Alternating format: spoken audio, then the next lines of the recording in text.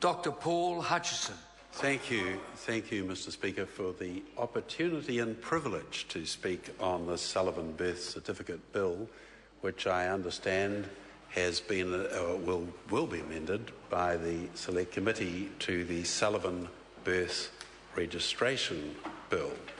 And may I, from the outset, just acknowledge Rowan Sutherland and her enormous determination and commitment to ensure that this almost impossible task has actually become a reality, or is becoming a reality. It was a great pleasure for me tonight to meet her adopted mum, Doreen Shields. I had not met her before, and it was clear. I just happened to be in the parliamentary cafeteria, and it was clear from the outset what a warm and lovely person she is, and how wonderful it is for Rowan to have an adoptive mum of her lovely character. And of course, I want to acknowledge her biological mother and the sponsor of this bill, the Wissa Walls, because there is no doubt that, as I think Kevin Haig pointed out, here's someone that has brought two really important human rights issues to the Parliament in a very short space of time, and it's a great contribution. Might I acknowledge the Select Committee that dealt with the bill, because listening to them, they all have been deeply moved by this situation, and it's been hugely interesting and moving to hear their contributions. I guess in many respects the bill is driven by a young woman's desire, in fact overwhelming desire, to have her mother's biological name appear on her birth certificate. Something that most of us, all of us, would just absolutely take for granted. And I guess, I think I heard in the first reading of the bill that her own words were, "I want my mum's name on my birth certificate to honour her." And indeed, that's a sentiment that any child would want for their parents. I do recall in the first reading of this bill a remarkable coincidence in hearing a documentary about a young Indian man who was about the same age, about 19 or 20, and he had been born in provincial India in a very poor circumstances, and had gone down with his brother to the local railway station to sell beads or something similar, to gather rice, to pay for rice to feed the family. And somehow he had been separated from his brother. In a panic, he hopped on the train, which took him 3,000 miles away, and eventually he wound up in South Australia, adopted by, again, some very loving people. But he had recurring nightmares that he wanted to see his birth parents. He happened to be a very bright individual who was talented in mathematics and in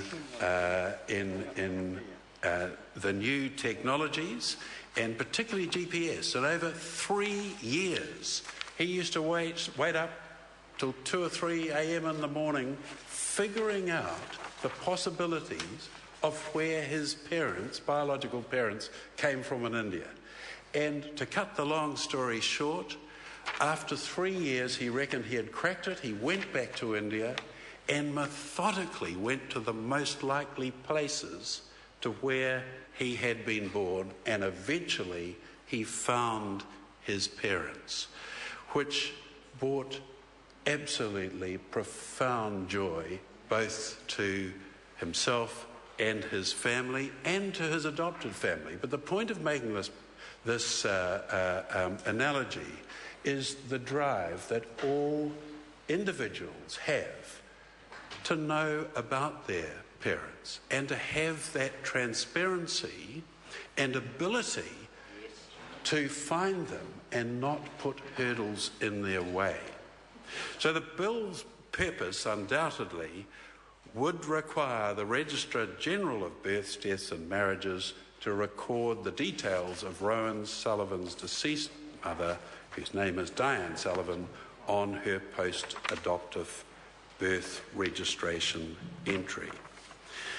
And, Mr. Speaker, I note that the Government Administration Committee organised a variety of amendments for this bill, which were the one I had mentioned earlier was that the title correctly is changed to the Sullivan Birth Registration Bill because it could have been misleading as its passage would not directly affect change to Rowan Sullivan's birth certificate.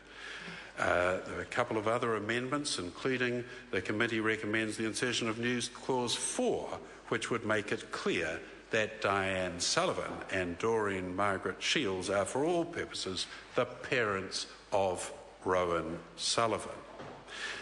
Mr. Speaker, I think it is worthwhile to just make mention of the enormous transition that we have been through over the last few decades in this area of both human rights and in the area of assisted human reproduction, and the huge debates that have now led us to believe what 30 years ago was regarded as impossible to now be normalised. And I was at the 50th anniversary of the National Women's Hospital founding last Friday, and a fellow by the name of Dr. Freddie Graham, famous for introducing IVF into New Zealand, went through the changes in birth technology in New Zealand over the last 20 to 30 years, and he explained how Professor Dennis Bonham used to secretly organise sperm donation in the 1960s, and the reason for that was the hospital board wouldn't let it happen, and he had his own private practice, and they literally used to mix up the sperm so they couldn't identify the who the parents were because of the legal ramifications that might occur in terms of claiming through the legal process. However, a young social worker by the name of Joy Ellis persuaded the academic department that it was wrong not to be transparent. And over a period of time, others joined her, including Professor Ken Daniels. And today in New Zealand, we are leading the world in having one of the most transparent systems in assuring that children can identify their biological parents. So I think it's very good timing that this bill is reached the Parliament in New Zealand, and we are making it possible for someone such as Rowan, who is so clearly driven to do what is right and to have the appropriate framework in New Zealand to enable her to do so. So, Mr. Speaker, I acknowledge all those that have brought this about and indeed celebrate the fact that I've been able to speak in the second reading. I call the